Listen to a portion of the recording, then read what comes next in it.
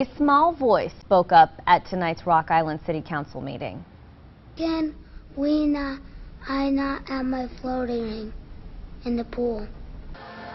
That is Gus Cleveland. He has been going to Whitewater Junction his entire life, and he has dwarfism, and his mom says he needs a swim ring to properly float in the water. She says they've never had a problem until the start of this season.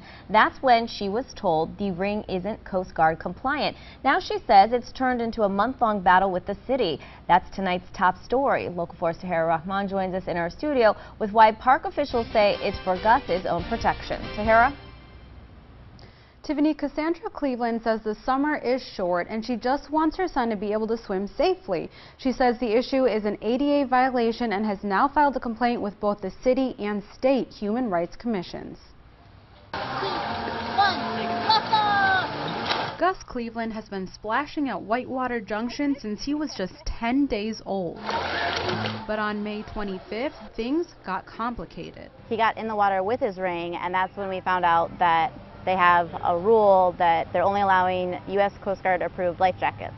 The rule wasn't posted anywhere. Gus's mom, Cassandra, says she's tried explaining the importance of the swim ring to water park personnel and Rock Island city officials. Because of his dwarfism, he's top heavy, he tips over quickly, but then he's also slower to respond because his brain has to take that extra couple seconds to think about legs, like stand up. But Rock Island Parks and Recreation Director John Gripp says the rule is there to keep everyone safe, including Gus. The department and the city of Rock Island is also behind Gus, but we do have to meet certain safety standards for everyone's benefit. Gripp says safety rings would make it more dangerous for the up to 850 patrons that frequent the park. Number one, they blow up and they can deflate. Number two, when you're turned upside down, they're not designed to make you right side up.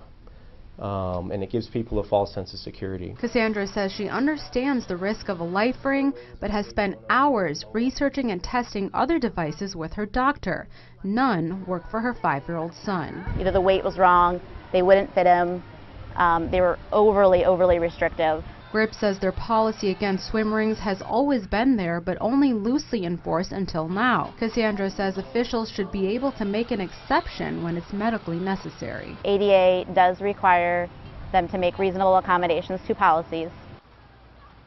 Now, both Cassandra and Rock Island Parks officials presented their cases to aldermen at tonight's city council meeting, but council members did not come to a resolution. The city manager says there's no time frame for when that might happen, if at all. In the studio, Tahira Rahman, Local 4 News. Tahira.